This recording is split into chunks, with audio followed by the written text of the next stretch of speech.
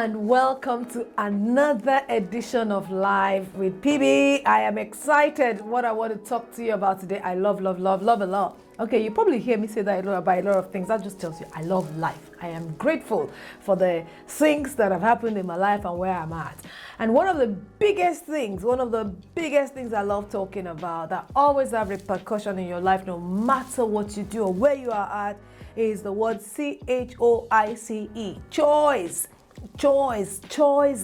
We make choices in life and then those choices end up making us. We make choices in life and those choices end up making us. Over the next few series, I'm going to talk to you about different choices I've made along the way that has helped me personally, either career choice or friendship choice or business choice, and things that I put into consideration while making them. But today, I just want to talk to you broadly about choices. It doesn't matter what level of life or where you are at. Life is a road in itself. I read somewhere, it says life is a road and there are long and short roads.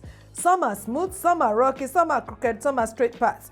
Many of these roads will come our way as we journey in life, but we need to make the choice as which way to go and how we feel when we go there, and we get the result on the back of the choices we make. And that's the truth. You make choices every single day. I make choices. You've made many today already. You will still make many more. Some consciously, some subconsciously.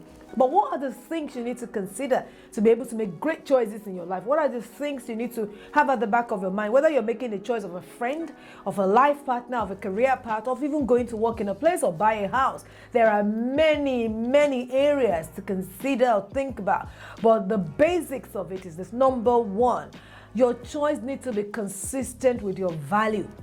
Your choice needs to be consistent with your value. You will have many choices, but you have some values. Have your values set in stone. What are your values? If you make choices outside of your values, it will be too much of a contrast. You will always be tugged left, right, and center when it comes to those choices. So make choices based on your values. So maybe where to start from is, what are your values? Find what your values are. I'll talk about that at some point. What exactly are your values? There are some what I would call your non-negotiables in life. One of my non-negotiables is integrity matters. Any choice I'm going to make is not going to jeopardize my integrity, because integrity matters to me. God matters to me. How God feels about what I'm doing matters a lot to me. So I have to consider that. Family matters to me, seriously. What I'm doing, the impact of it on myself, on my husband, on my children will matter a lot to me. So these are some of my values. Personally, I don't like slackness or laziness. That matters to me as well. So look at yourself. What are your big values? What are your small values? What are your negotiables? Because some of these things are negotiable. Some are not negotiable. Integrity is not negotiable. God is not negotiable. Family is not negotiable for me. What are yours? Identify what they are. Put them down. Then ask yourself, based on what you're thinking, to make choices on what, number one, are your options. So your values are the first. Your values must be set in stone.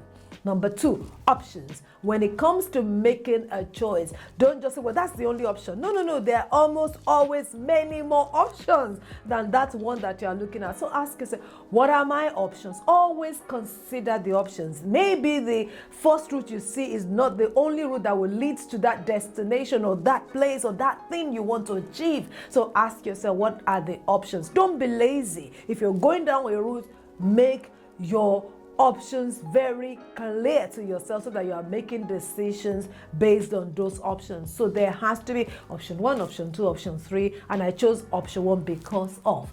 Now that then leads me to the third thing, which is, what are the pros and what are the cons of the decision that you're about to make?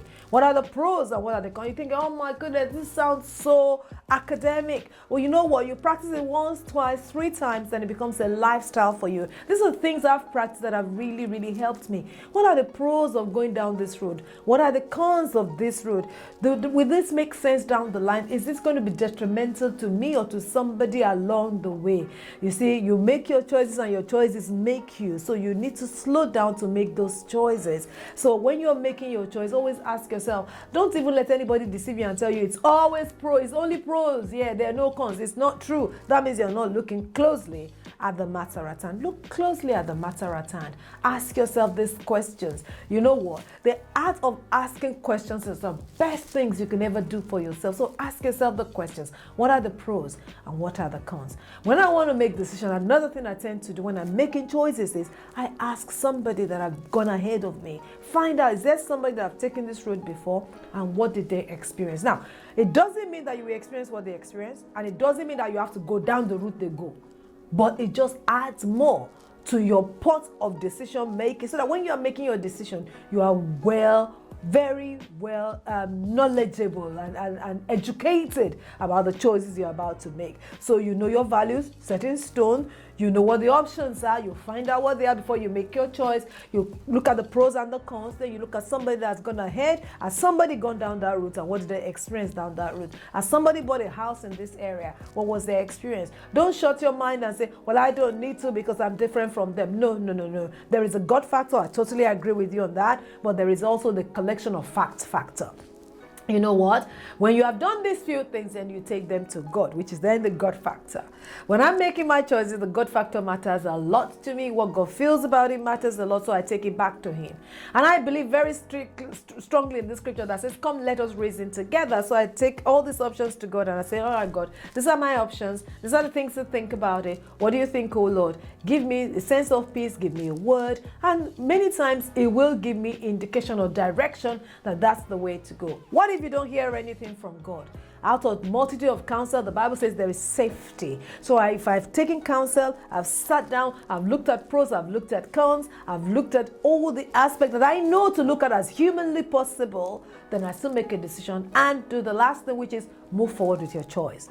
When you make a choice, don't procrastinate. Move forward with your choice. What if the choice is wrong along the way? God will shut the door. So move forward with your choice. I'll give you many examples of this in the near future, but I'm going to end with this particular story of a choice that we as a family were about to make when we're going to move into our very first home.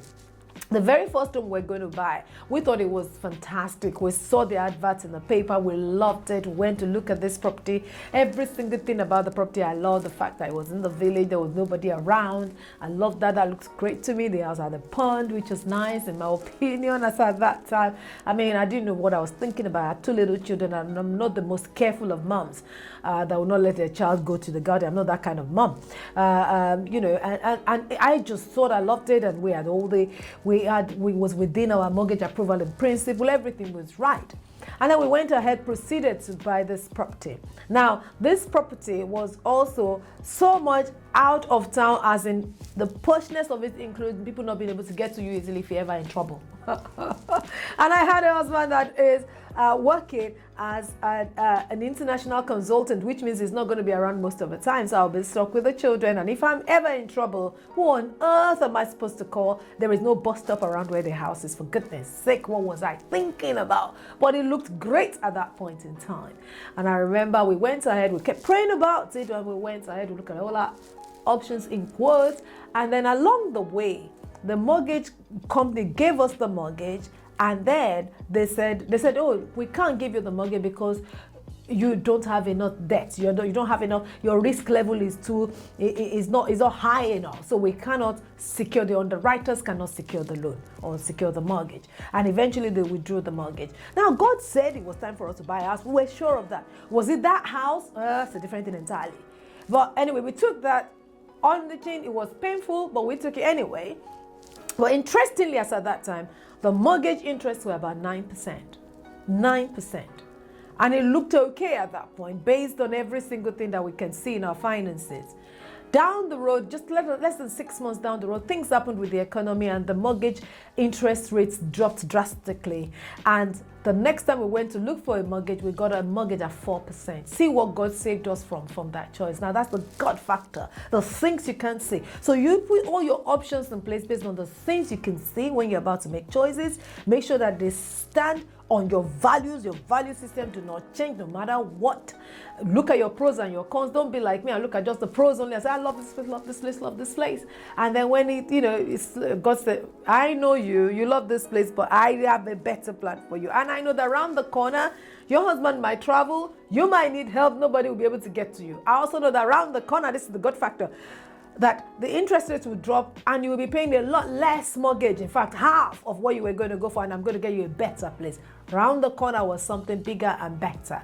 So whenever you're making your choices, it's great to have them, but always have the gut factor underpinning every single thing you do. It makes all the difference. You know why? Because you can see tomorrow that you and I can't see. You can see all the factors that you and I cannot see. I hope that has been helpful to you. I'm going to talk a little bit more about choices in the next series, when I'm going to be talking about, choice of friends, choice of school, choice, the day-to-day things that may not need the massive investment of money like buying a house. But choices are very important. You make your choice and your choice makes you. I hope you found that useful and interesting. I have enjoyed sharing it with you. Share it with a friend or two as well if you think this will be useful to them. And also subscribe to our channel where we're going to be releasing more information and more useful tips as time goes on. Thank you so much for your time and have a good day.